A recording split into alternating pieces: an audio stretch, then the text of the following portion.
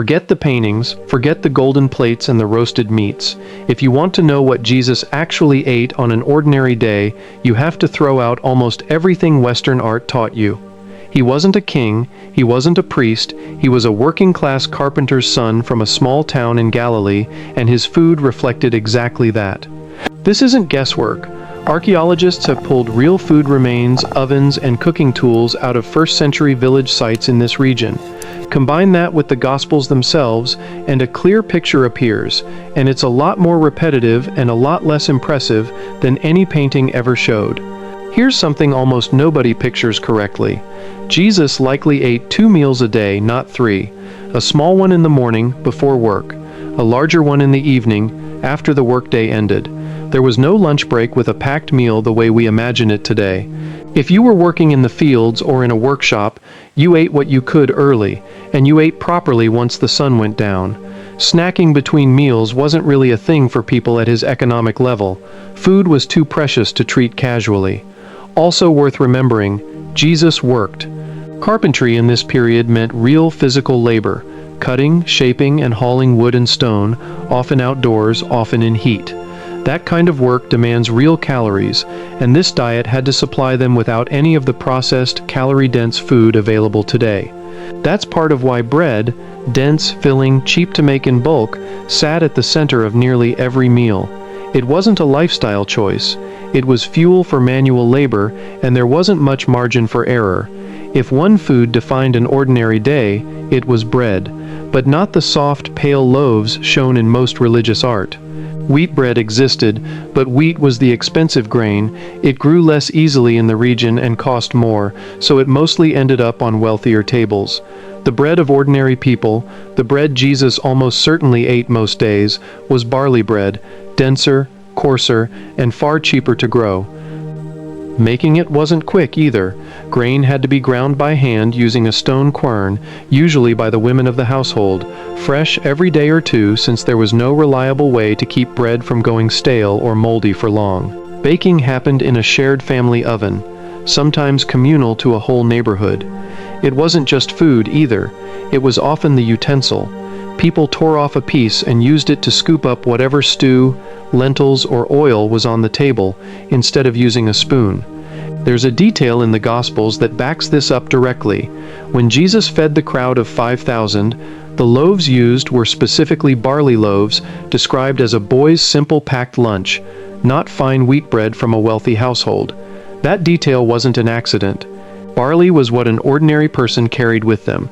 Ask most people what protein Jesus ate, and they'll say meat. That's backwards. Jesus grew up in Nazareth and spent much of his ministry around the Sea of Galilee, a freshwater lake that supported a real fishing industry. Fish, not red meat, was the standard protein for people in this region, likely a variety close to what's sold today as St. Peter's fish.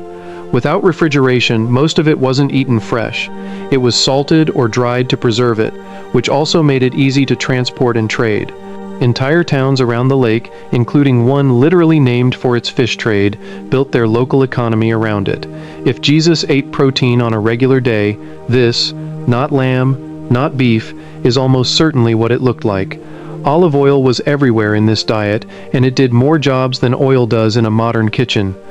It was used for cooking, for dipping bread directly, and as a stand-in for butter, which barely existed in this form at the time. Producing it took real labor, olives crushed under a stone press, which made it valuable, but it was still common enough to appear at almost every meal for most households. Alongside the oil, lentils, and chickpeas did the heavy lifting nutritionally. They were cheap, they stored well, and they filled people up. Onions, garlic, leeks, and cucumbers rounded out the vegetable side of the plate. None of this was seasonal luxury food. This was the everyday, unglamorous foundation of the diet. Fresh produce mattered too, especially fruit that grew locally and didn't need much processing. Figs, dates, and grapes were common, eaten fresh when in season and dried for the rest of the year to make them last. Figs specifically show up more than once in the Gospels, including the well-known moment where Jesus approaches a fig tree looking for fruit and finds none. That story only makes sense to its original audience because figs were an expected everyday food, not a rare treat. Pomegranates were also part of the regional diet, though less central than figs or dates. Dairy existed, but not in the form most people expect. Goats were more common than cows for ordinary families, and their milk was used fresh or turned into a soft, fresh cheese, nothing like the aged, hard cheeses common today. It wasn't a daily staple the way bread or fish were, it was a supplement when available. Honey served a similar role. Wild honey was valued as one of the only sources of concentrated sweetness available, since refined sugar didn't exist in this diet at all. Wine was the standard drink for adults, mainly because water on its own wasn't always safe or available. It was usually stored and carried in animal skin pouches rather than bottles, and it was typically the previous year's harvest, since nothing kept indefinitely.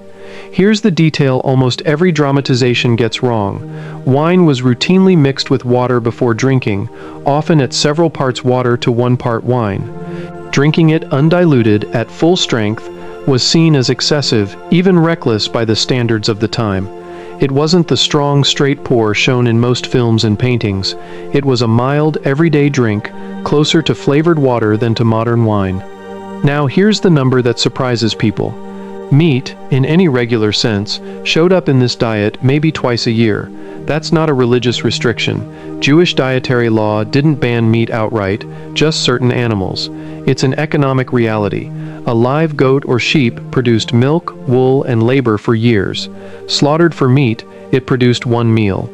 For a family with limited animals, killing one for food was expensive in a way that's hard to appreciate today. So meat was saved for the moments that mattered most. Religious festivals like Passover, where a lamb was specifically required, and major life events like weddings. On an ordinary Tuesday, there was no meat on the table, none. As a practicing Jew, Jesus would have followed the dietary laws laid out in Leviticus: no pork, no shellfish, and only certain animals considered fit to eat at all. In practice, this had less day-to-day impact than people assume, simply because pork and shellfish weren't dominant foods in this region and economic class anyway. The bigger restriction was economic, not religious. Most families couldn't have afforded much meat regardless of what the rules allowed. There's also the flip side of eating, not eating at all.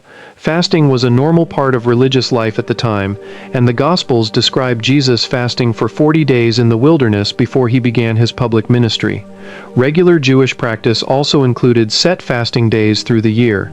So the picture isn't just what did he eat, it's a diet that included real, deliberate stretches of eating nothing, which almost never makes it into the popular imagination of his life.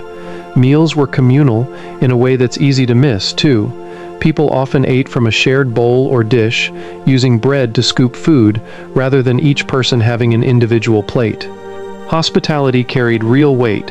Sharing food with guests, even strangers, was treated as a serious social obligation, not just a nice gesture. There's a wellness trend right now built around eating like Jesus did, biblical eating, some call it. Some versions of it are reasonably close to the real thing, others aren't. Modern versions sometimes include ingredients and labels that didn't exist as concepts back then. Organic, grass-fed, even foods like avocado that weren't part of this region's diet at all. The real, historical version wasn't a wellness plan. It wasn't curated. It was whatever was cheap, local, and available to a poor family, repeated day after day because there wasn't much choice involved. So here's the honest version. No feast tables. No roasted meats on a normal day, no wine poured straight from the bottle. Just barley bread, salted fish, olive oil, lentils, seasonal fruit, and watered-down wine, repeated day after day, because that's what an ordinary life in first-century Galilee actually looked like. The paintings gave Jesus a banquet. The archaeology gives him a plain, repetitive diet, shared by almost everyone around him.